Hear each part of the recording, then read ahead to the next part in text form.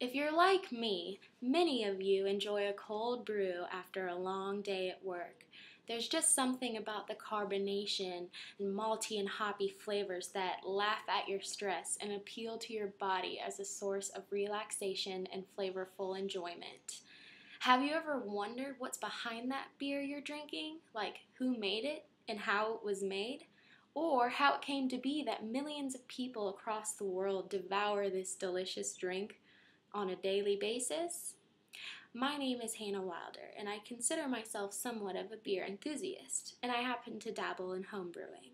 Before anyone gets too excited, homebrewing has been legal in the United States since 1978 during Jimmy Carter's presidency, and since then, the number of independent breweries in our country has multiplied. The exact law states that each individual is allowed to brew 100 gallons of beer per adult per year. While that may seem like a lot, consider that a keg of your favorite light beer you used to drink in college contains roughly 15 and a half gallons. So 100 divided by 15 and a half, and you get around 6.5 kegs, which is about 3 house parties. So, while it's not legal to brew an unlimited amount of beer as a home brewer, brewing in small batches allows one to experiment with different types of and styles of beer. As far as history is concerned, brewing beer is a chemistry experiment that has been ongoing since ancient times. By ancient, consider a whopping 7,000-year-old chemistry experiment. Historical evidence has dated the first known beer to 5000 BC in what is today Iran. It probably happened on accident. Barley was probably gathered and forgotten outside for a period of time. It rained and the fermentation process began. It's no secret that the intoxicating quality of beer probably added to its widespread popularity. It's even said that the builders of the Egyptian pyramids were paid in beer, and lots of it. If you consider that, it's tempting to say that beer built the ancient world, which led to the modern world, which leads us to where we are today.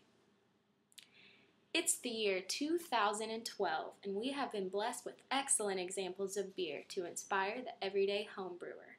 Some of my favorite breweries in the United States are Dogfish Head, Sierra Nevada, Terrapin, Bell's Brewery, and Rogue Ales.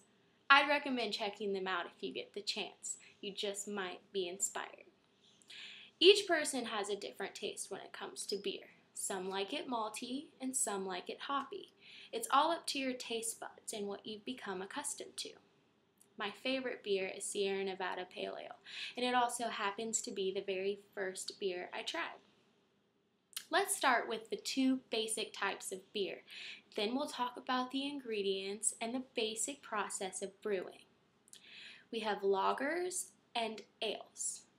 For our purposes, the main differences between the two are the type of yeast used, the temperature they are fermented at, and how long they are fermented.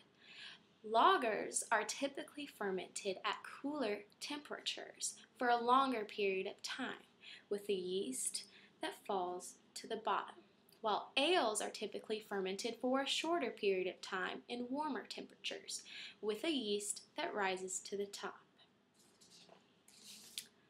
The 4 basic ingredients, yes, the 4 basic ingredients of beer are barley, hops, yeast, and water. Without one of these components, your beer will be lacking in essential flavors and or alcohol. Now, when I'm done speaking with you today, I don't expect you to know how to brew beer. However, I do hope you'll have a basic understanding that might prompt you to do some research of your own.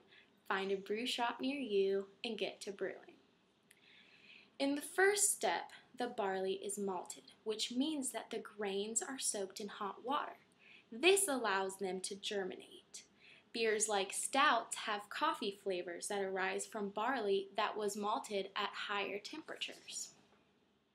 After the barley is malted, it is milled. This means that the barley is broken open to release the grains and flavors within. If the barley is not broken up, the yeast will lose its food source and the alcohol production will be limited. Next, the barley is mixed with hot water. In brewing, we refer to this water as hot liquor, even though it's not liquor at all. The process of mixing the barley with the water is called mashing, and the liquid solution is called wort. Homebrewers usually use a stainless steel 10 to 15 gallon mash tun, which is a fancy term for a big old pot. It is in this process that the starches in the barley are converted into sugar, which, as we discussed earlier, is key to producing any kind of alcohol. Next, we add hops to the wort as it is boiled, which are important as a flavor-adding bitterness component, as well as having preservative effects. The bitterness you desire out of your end product will determine the amount as well as the variety and geographical origin of the hops you use. Many times, brewers will add them at time increments to develop certain flavors more than others, and they are often added after the process is finished to soak in the beer as it ferments, especially pale ales. Time is essential in this process. If the wort is boiled too long, the sugars will die, which means the yeast will die. The wort is usually boiled for roughly an hour, and it is sparged, which means it is continuously refiltered and poured back into the tun to release more of the sugars in the barley. We then lauter the beer, which is the process of filtering the wort from the grains. We usually do all of these steps in the same tun using a screen of some sort. After this process, water is added to achieve the desired amount of beer, and then the wort is cooled. As it is cooled, we add yeast to begin the fermenting process. Then the beer is siphoned into fermenters. Many homebrewers use large plastic jugs with airproof stops and put them in some type of closet or room to ferment for roughly 3 to 4 weeks. The byproducts of the yeast eating the sugar is carbonation, CO2, and alcohol. After fermentation, the beer is siphoned into a keg. Carbon dioxide is added, and it is ready to be consumed. An extremely important thing to note to a future homebrewer is the importance of sanitization. If anything contaminates your beer, the whole batch is potentially ruined, and off flavors can arise, so cleanliness is of the utmost importance. So to recap, you'll need water, barley, yeast, hops, a large metal pot, and a heat source to start brewing your own beer. As I talked about earlier, beer is subjective, and that's what makes it a beautiful thing. Feel free to experiment with wacky and traditional flavors alike. After all that, you're ready to start home brewing. I'd suggest finding online forums where you can ask experts questions and find out what kind of equipment it would be appropriate for you to invest in. At the end of the day, it's an art form and one that pleases many, many people. And if it interests you, I'd suggest diving right in. Who knows, someday you could open up your own brewery.